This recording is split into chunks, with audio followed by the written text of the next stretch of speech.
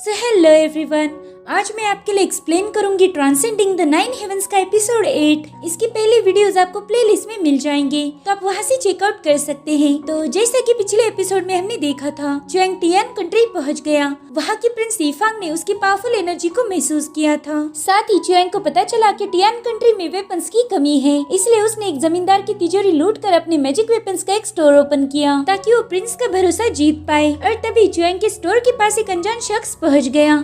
अब आगे तो हम देखते कि चुएंग अपनी शॉप पर बैठ के डॉक्टर ने उसे गिफ्ट किया हुआ बुक पढ़ रहा था, जिसमें इमॉर्टल मेडिसिन के बारे में ढेर सारी जानकारी थी। तभी वहाँ पर डूजिंग नाम का बंदा पहुँच जाता है। वो शॉप को एक्सप्लोर कर रहा था। तभी चुएंग उसे बताता है कि जनाब, शॉप अभी क्लोज है, अगर आपको कुछ खरीदना है तो कल सुबह आ जाइए। मगर वो उसकी बातों पर ज्यादा गौर नहीं करता और वहाँ रखी स्वॉर्ड को चेक करने लगता है। डूजिंग पूछता है कि क्या तुम यहाँ के ओनर हो? तो वो कहते हैं हाँ, मेरा नाम चुएंग है। क्या आप किसी खास वेपन की तलाश में हो? जिस पर बंदा कहता है कि मुझे तो यकीन ही नहीं हो रहा कि टियान कंट्री में हेवनली वॉरियर पवेलियन भी है। ये मेरी स्वॉर्ड है, क्या मैं इसे यहाँ पर बेच सकता हूँ? इतना कहकर वो चुएंग को अपनी स्वॉर्ड थमा देता है। चुएंग उसे देखते ही समझ जाता है कि ये तो ब्लैक ड्रैगन स्वॉर्ड है, जो कि एक होली स्वॉर्ड मानी जाती है और काफी रेयर भी। तो चुएंग उस बंदे से कहता है कि मुझे माफ करना, मैं इसे खरीद नहीं सकता। जिस पर वो बंदा कंफ्यूज होकर पूछता है कि इसमें क्या खराबी है जो तुम इसे खरीदना नहीं चाहते हो? तो चुएंग कहता है कि ये तो बहुत अच्छी स्वॉर्ड है, इसीलिए तुम ही इसे रख लो, लेकिन मैं जानना चाहता हूँ कि तुम पर इसे बेचने की नौबत क्यों आई है? तो वो बंदा कहता है कि मैं अभी अभी जेल से बाहर आया हूँ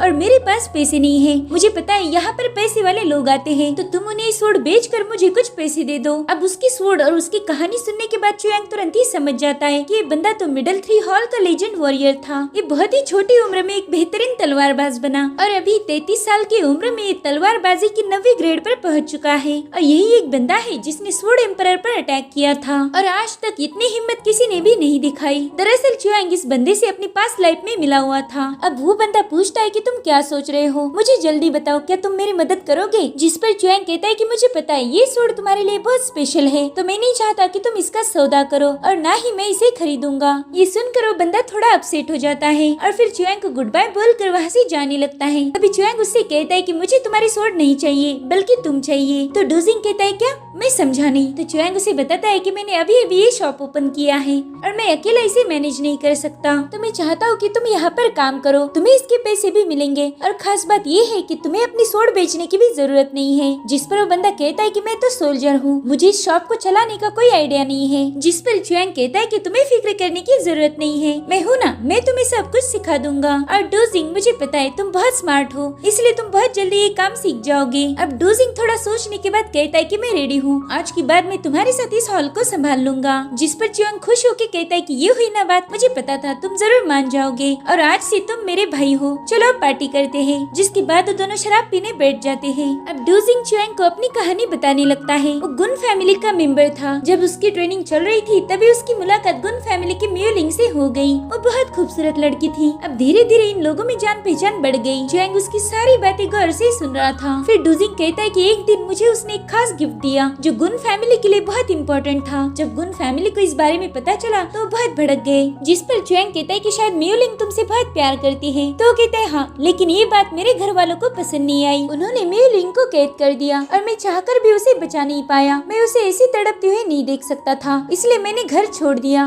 मैंने मेरी ट्रेनिंग भी आधी अधूरी छोड़ दी। तो चुएंग उसे समझाता है कि मेरे भाई, फिलहाल तो तुमने अपनी ट्रेनिंग पर ध्यान देना चाहिए। हम आज न कल म्यूलिंग को भी आजाद करवा देंगे। अब चुएंग की बातें सुनकर डूजिंग का थोड़ा सा हौसला बढ़ जाता है। अगली सुबह हम प्रिंस को देखते हैं, जो डॉक्टर बू ने दिए हुए मेडिकल रिपोर्ट को पढ़ रहा था, जिसमें लिखा था कि प्रिंस के फादर बहुत ज्यादा क्रिटिकल कंडीशन में हैं। वो उन्हें बचा नहीं पाएंगे क्योंकि उनकी बीमारी पूरी बॉडी में फैल चुकी है। तभी एक बंदा वहाँ पर आ जाता है। वो कहता है कि प्रिंस, हमने चुएंग के बारे में सब कुछ पता कर लिया है। जिसके बाद वो प्रिंस को चुएंग की जानकारी दे देता है। अब उसके वहाँ से जाने के बाद प्रिंस अपनी मैजिकल पावर्स का यूज करता है, जिससे वो अपने असली रूप में आ चुका था। दरअसल प्रिंस असलियत में एक लड़की थी। वो बस लड़का बनने का नाटक कर रही थी ताकि वो दुश्मनों से अपने राज्य की हिफाजत कर पाए। अगर जाओ किंगडम को पता चल जाता कि टियान कंट्री पर एक प्रिंसेस की हुकूमत है तो उन पर तुरंत ही अटैक कर देते। इसलिए वो सालों से प्रिंस बनकर ही घूम रही थी और उसकी असलियत बहुत ही कम लोग जानते थे। अब प्रिंसेस मार्केट में जाकर चुआंग की शॉप पर पहुंच जाती है। वो जोर से दरवाजा ओपन करने वाली थी, लेकिन तभी उसे याद आता है कि अब तो प्रिंस के भेष में नहीं है, इसलिए उसने थोड़ा सा लड़कियों जैसा बर्ताव करना चाहिए। तो वो डोर पर नॉक करके अंदर आ जाती है। चुआंग और ड्यू जिंग भी नींद से उठे थे और प्रिंसेस को वहाँ पर शराब की बहुत बदबू आ रही थी, तो नाक कवर करके अंदर आ जाती है और चुआंग से पूछती है कि क्या तुम ही यहाँ के ओनर हो? तो कहते हैं हाँ, बताए मैं आपकी मदद कैसे कर सकता हूँ। तो प्रिंसेस वो शॉप देखने लगती है। चुआंग उसे बताता है कि हम ये वेपन्स बस सोल्जर को ही बेचते हैं, मॉर्टल्स इसका यूज नहीं कर सकते। जिस पर प्रिंसेस कहती है अच्छा ये बात है तो मुझे भी एक सोल्जर ही समझ लो। जिसके बाद वो एक पावरफुल स्वॉर्ड उठा लेती है। चुआंग ये देखकर थोड़ा सा शॉक था कि ये लड़की इतनी आसानी से इस स्वॉर्ड को कैसे हैंडल कर रही है, साथ ही ये बहुत कॉन्फिडेंट भी नजर आ रही है। अब चुआंग उसे वो स्वॉर्ड चलाकर दिखाता है। वो स्वॉर्ड बहुत ही आसानी से मेटल को काट सकती थी। ये देखकर प्रिंसेस कहती है लोग तुम्हारी शॉप के बारे में सही बोल रहे थे कि यहाँ पर बहुत ही पावरफुल वेपन्स मिलते हैं, बताओ इस स्वॉर्ड की कीमत क्या है? तो चुआंग कहता है अरे ये तो बहुत सस्ती है, ये तुम्हें बस 1 लाख गोल्डन टेल्स में मिल जाएगी। अगर तुम्हारे पास इतनी गोल्ड टेल्स नहीं है तो तुम 7 स्टार मंगोलिया या फिर दूसरा कोई भी हेवनली ट्रेजर दे के इसे खरीद सकती हो। जिस पर प्रिंसेस कहती यार तुम तो लूट रहे हो, इतनी ज्यादा कीमत और वो भी इस स्वॉर्ड की। और उतने में ही वहाँ पर टियान कंट्री के 2 सोल्जर्स और उनका जनरल पहुँच जाता है। तो प्रिंसेस उन्हें वहाँ देखकर थोड़ी सी घबरा जाती है। अब उसकी गड़बड़ देखकर चुआंग उसे शॉप में ही छुपा देता है। वहाँ पर आयरन ड्रैगन क्लाउड का कमांडर जिमिंग पहुँच चुका था। वो कहता है यहाँ पर तो बहुत शानदार स्वॉर्ड्स है। तो चुआंग उसकी कॉम्प्लीमेंट के लिए थैंक यू बोलता है। वो बंदा कहता है कि मुझे ये स्वॉर्ड चाहिए, मगर मैं तुम्हें इसके बदले ना गोल्ड दूंगा और ना ही सिल्वर दूंगा। अगर तुम जिंदा रहना चाहते हो तो ये स्वॉर्ड मुझे दे दो। प्रिंसेस भी उनकी सारी बातें सुन रही थी। जिसके बाद जिमिंग के सिपाही चुआंग पर अटैक करने ही वाले थे, मगर तभी ड्यू जिंग एक ही झटके में उसे हरा देता है और अब वो अपनी स्वॉर्ड निकालने ही वाला था कि तभी चुआंग उसे रोक लेता है। वो कहता है भाई तुम टेंशन नहीं लो, इन्हें मैं हैंडल करता हूँ। ये सुनकर वो सोल्जर कहता है कि तुम हमें क्या हैंडल करोगे, हम अभी तुम्हें खत्म कर देंगे। जिसके बाद वो अपने स्पीयर से चुआंग पर अटैक करने के लिए आगे बढ़ता है, लेकिन चुआंग अपनी पावर से उसके स्पीयर को बर्फ में तब्दील करके उसके टुकड़े टुकड़े कर देता है। ये सब देखकर कमांडर बहुत गुस्सा हो गया था कि तभी उसे किसी लड़की के हंसने की आवाज आती है। अब प्रिंसेस बाहर आकर कहती है कि मैं तो यहाँ पर वेपन खरीदने आई थी, मगर यहाँ तो कुछ और ही सीन चल रहा है। कमांडर उसे देखकर हैरान था, मगर प्रिंसेस इशारा करके उसे चुप करा देती है। दरअसल वो जानता था कि यही उनका प्रिंस है। अब प्रिंसेस चुआंग से कहती है कि तुम एक बिजनेसमैन हो तो तुम्हें ऐसी लड़ाई शोभा नहीं देती, तुमने तो शांति से वेपन सेल करनी चाहिए। चुआंग भी उसकी बात पर अग्री हो जाता है और अब तो कमांडर भी शांत हो चुका था। वो अपने दोनों सोल्जर्स को कहता है कि बाहर जाकर वेट करो, मैं अभी आता हूँ। जिसके बाद वो चुआंग से कहता है कि लड़के ये हमारी कंट्री है, अगर मैं तुम्हें परमिशन ना दूं तो तुम यहाँ पर स्टोर भी नहीं चला सकते हो। जिस पर चुआंग कहता है कि ये तो सरासर नाइंसाफी है, मैं यहाँ पर किसी को भी परेशान नहीं करता, मैं तो बस अपने काम से काम रखता हूँ। जिस पर कमांडर जुमिंग कहता है कि तुम्हारे पास बहुत पावरफुल वेपन्स हैं जो हमारी कंट्री में किसी के पास भी नहीं है, और मुझे शक है कि तुम्हें यहाँ पर किसी ने भेजा है। मैं जाओ किंगडम को अच्छे से जानता हूँ, वो बहुत शातिर लोग हैं, उन्होंने हमारे टियान कंट्री के सारे ब्लैक स्मिथ्स को मार दिया। अब हमारे पास वेपन बनाने वाला कोई नहीं है, और अगर हमारे पास वेपन ही नहीं रहेंगे तो हम जाओ के साथ जंग भी नहीं कर पाएंगे। तुम्हें पता नहीं हमारे पास बहुत सी माइंस हैं, हम उसी से लोहा निकाल कर वेपन बना सकते हैं, मगर अब बिना लोहार के ये काम इम्पॉसिबल है। जिस पर चुआंग कहता है कि ये बात तो मैं पहले से ही जानता था और इसी वजह से मैंने ये शॉप ओपन किया, साथ ही मुझे वेपन्स बनाना भी आता है, तो मैं आपके बहुत काम आ सकता हूँ। जिस पर कमांडर कहता है कि मुझे तो लगता है कि तुम जाओ के भेजे हुए जासूस हो। जासूसी लफ्ज सुनकर चुआंग हंसने लगता है। वो कहता है कि अगर मैं जासूस होता तो मैं छुप कर काम करता, ऐसी खुलेआम शॉप ओपन नहीं करता। और रही बात जाओ किंगडम की, तो मैं बताना चाहूंगा कि मुझे वो राज्य बिल्कुल भी पसंद नहीं। वो मासूम लोगों को लूटते हैं, उन्हें खत्म करके उनके राज्य पर हुकूमत चलाते हैं। दरअसल मैं यहाँ आई इसलिए हूँ ताकि जाओ के खिलाफ जंग में हिस्सा ले पाऊँ। उसकी बातें सुनकर प्रिंसेस समझ गई थी कि उसका दुश्मन नहीं बल्कि दोस्त है। अब कमांडर चुआंग से कहता है कि शायद तुम हमारा आयरन क्लाउड ज्वाइन करना चाहते हो। जिस पर चुआंग कहते हैं हाँ, लेकिन फिलहाल के हालात देखकर मुझे तो यही लग रहा है कि टियान कंट्री जाओ के साथ जंग में हार जाएगी। अगर हमें जाओ को हराना है तो सभी चीजों के बारे में हमें गौर से सोचना होगा। तो प्रिंसेस पूछती है कि वो चीजें कौन सी हैं। जिस पर चुआंग बताता है कि फर्स्ट पॉइंट ये है कि जाओ बहुत स्ट्रांग है और हमारी टियान कंट्री कमजोर है, उनके पास एक विशाल आर्मी है। सेकंड पॉइंट ये है कि उनका एम्परर सारे फैसले नहीं लेता, बल्कि ये काम तो उनका प्राइम मिनिस्टर करता है, जो कि 1 नंबर का कमीना है। थर्ड पॉइंट ये है कि टियान के प्रिंस के अलावा यहाँ पर कोई और समझदारी नहीं है, मगर जाओ किंगडम के एम्परर से लेकर उनके स्पाइस तक सभी लोग बहुत इंटेलिजेंट हैं, और अगर ऐसा ही चलता रहा तो टियान कंट्री ये जंग कभी भी जीत नहीं पाएगा। कमांडर चुआंग की बातों से बहुत इम्प्रेस हो जाता है। वो कहता है कि तुम वाकई टियान के वफादार हो और मैंने फालतू में ही तुम पर शक किया। चलो अब मैं जाता हूँ, मेरे पीछे कुछ और भी इम्पोर्टेंट टास्क है। इतना कहकर वो वहाँ से चला जाता है। अब चुआंग प्रिंसेस से पूछता है कि क्या आप वो सूट खरीदना चाहती हो? वो कहती है कि मुझे तो ये खरीदनी है, मैं किसी और दिन आऊंगी। इतना कहकर वो भी वहाँ से भाग जाती है।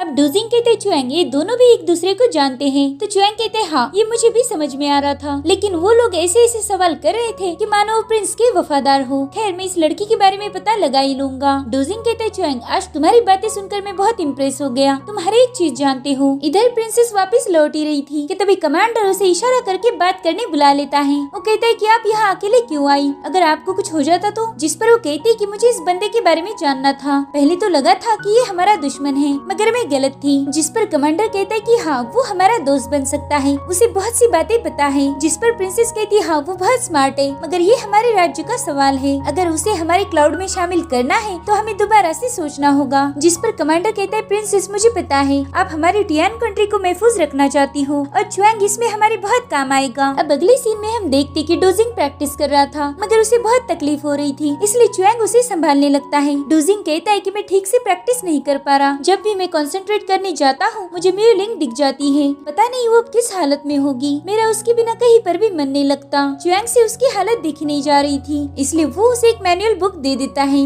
जिसमें स्वॉर्ड टेक्निक के एडवांस स्टेजेस थी। ये बुक चुआंग को स्वॉर्ड किंग के मकबरे से मिला था। इस बुक की मदद से ड्यूजिंग बड़ी ही तेजी से कल्टीवेशन कर सकता था। ड्यूजिंग देखता है कि उस मैनुअल में फिनिक्स डीमन, ब्रेव यमा और ड्रैगन स्लेयर जैसी पावरफुल टेक्निक्स थी। चुआंग कहता है कि इस बुक से प्रैक्टिस करो, तुम बहुत जल्दी पावरफुल बन जाओगे, मगर तुम्हें 1 बाय 1 स्टेप सीखनी होंगी। अगर इसमें तुमने जल्दबाजी की तो तुम्हें दुनिया से कोई लगाव रहेगा ही नहीं, तुम अपनी स्वॉर्ड को ही अपनी दुनिया समझ लोगे। अब ड्यूजिंग उससे कहता है कि मेरे भाई ये बहुत कीमती मैनुअल है, ये तुम मुझे क्यों दे रहे हो? जिस पर चुआंग कहता है कि तुम मेरे भाई हो और इसीलिए मैं तुम्हारी मदद करना चाहता हूँ। तो ड्यूजिंग कहता है चुआंग तुम्हारा ये एहसान मैं जिंदगी भर नहीं भूलूंगा, मैं हमेशा तुम्हारे साथ रहूंगा। तो चुआंग कहता है अगर ऐसी बात है तो मैं तुम्हें शुआंग बुलाऊंगा। मुझे हमेशा से ही लगता था कि अगर मेरा कोई सगा भाई होता तो उसका नाम शुआंग होता, तो आज से तुम मेरे बड़े भाई शुआंग हो। और तभी दरवाजे पर नॉक होता है, वो और कोई नहीं बल्कि रोजलिन थी। वो दोनों भी एक दूसरे को देखकर बहुत खुश हो जाते हैं। चुआंग कहता है कि मैं कई दिनों पहले ही यहाँ आया मगर तुमसे मुलाकात ही नहीं हो पाई, अच्छा हुआ तुम खुद ही यहाँ आ गई। जिस पर रोजलिन कहती है कि मुझे तो यहाँ पर प्रिंस ने भेजा है, उन्होंने तुम्हें मिलने बुलाया है। ये सुनकर चुआंग थोड़ा हैरान था। वो कहता है मुझे पता नहीं था कि प्रिंस को इतनी जल्दी मेरी शॉप के बारे में पता चल जाएगा। जिसके बाद वो चुआंग को बताता है कि मैं प्रिंस से मिलकर आता हूँ, तब तक शॉप को संभाल लेना। जिसके बाद चुआंग प्रिंस के महल में पहुँच जाता है। प्रिंस उसका वेलकम करते हुए कहते हैं कि हमारे कमांडर तुम्हारी बहुत तारीफ कर रहे थे, शायद आज वो तुमसे मिलने शॉप पर आए थे। वो कह रहे थे कि तुम टियान के वफादार हो, इसलिए मैंने तुम्हें यहाँ बुलाया है। तो बताओ तुम्हें टियान के बारे में क्या लगता है?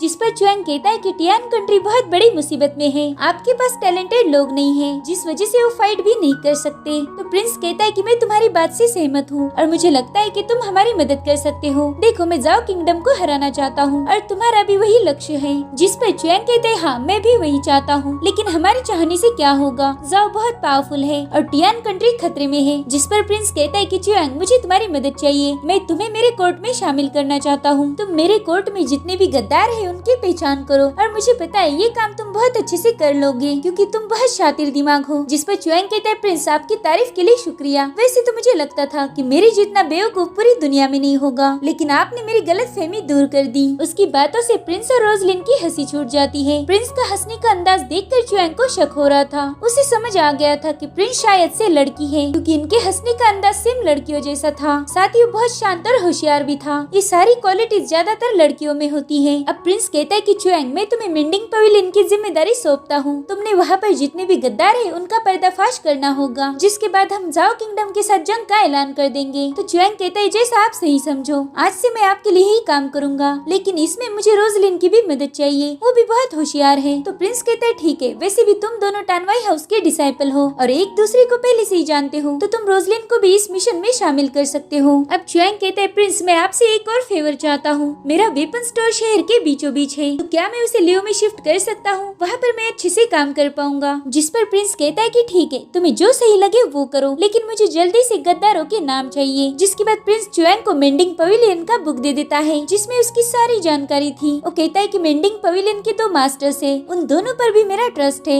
शायद वो भी तुम्हारी मदद करेंगे, तो चलो अब काम पर लग जाओ। इतना कहकर वो चुआंग को मेंडिंग पवेलियन का बैच दे देता है और इसी के साथ ये एपिसोड भी यहीं पर खत्म हो जाता है। Thank you for watching, bye bye, take care.